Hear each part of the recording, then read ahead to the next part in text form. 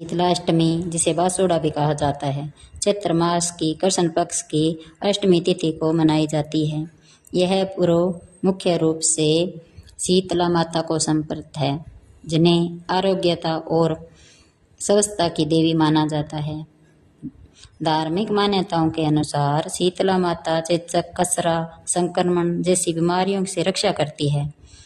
इस दिन की सबसे बड़ी विशेषता यह है कि शीतला माता को बासी भोजन का भोग लगाया जाता है और भक्त भी प्रसाद के रूप में ठंडा भोजन ही ग्रहण करते हैं। यह पर्व ऋतु परिवर्तन के समय आता है, जब गर्मी बढ़नी शुरू होती है।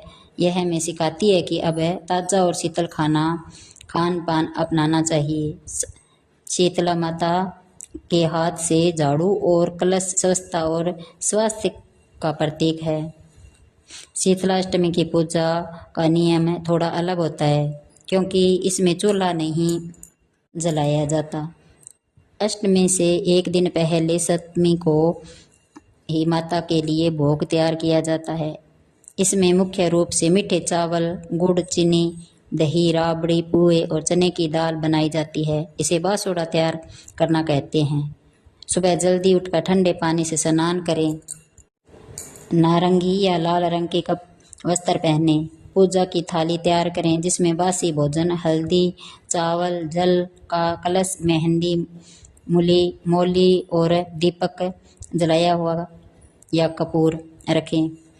शीतला माता के मंदिर जाकर या घर पर ही इसकी तस्वीर के सामने पूजा करें। माता को जल अर्पित करें और फिर हल्दी, रोली और अक्ष चावल का टीका लगाएं। सप्तमी के दिन बना हुआ ठंडा भोग माता को अर्पित करें। सुहागिन महिलाएं माता को मेहंदी और चुनरी भी चढ़ाती है। शीतला माता की व्रत कथा पढ़ें या सुने। पूजा के अंत में माता की आरती करें। शीतलाष्टमी के दिन उस स्थान की भी पूजा की जाती है जहाँ होलिका दहन हुआ था। वहाँ जल चढ़ाकर शांति की प्रार्थना की जाती है। ठंडा भोजन, इस दिन परिवार के सभी सदस्य बासी भोजन करते हैं। गर्म खाना पूरी तरह वर्जित होता है। मान्यता है कि इस दिन घर में अग्नि नहीं जलानी चाहिए, इसलिए खाना एक दिन पहले ही बना जाता है।